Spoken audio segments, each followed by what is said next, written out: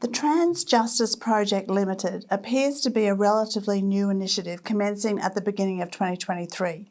It's an activist group dedicated to campaigning against what they refer to as anti-trans disinformation and anti-trans hate. Now, this includes any information that disagrees with their narrative on issues such as getting stared at on the street and bathroom access for biological males in female facilities. In association with the Victorian Pride Lobby, the Trans Justice Project launched a report in August 2023 called Fueling Hate, Abuse, Harassment, Vilification and Violence Against Trans People in Australia.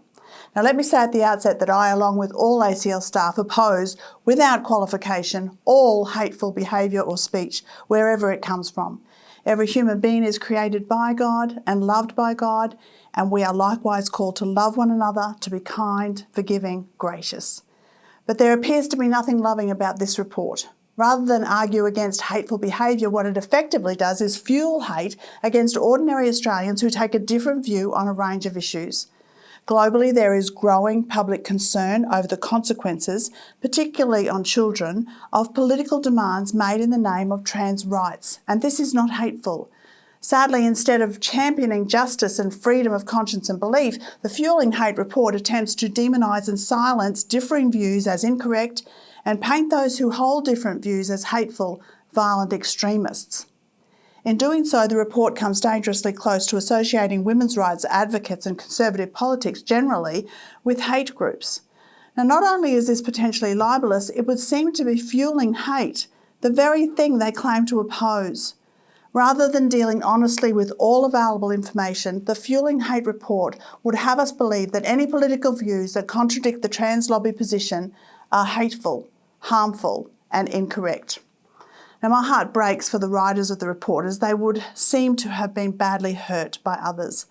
But in terms of evidentiary value, this report represents a new low, citing results obtained by anonymous, unverifiable, agenda-driven online surveys as evidence to support a pre-established conclusion.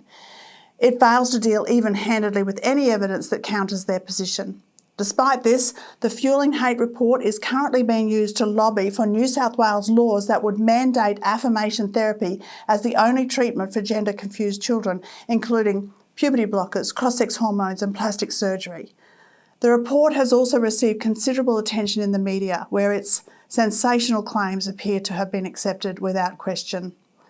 Remaining silent in the face of the spurious claims made in this report is not something I am prepared to do.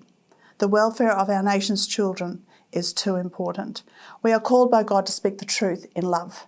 There is absolutely no room for hate, quite the opposite. Please join us in our commitment to loving one another and advocating for truth out of the overflow of love.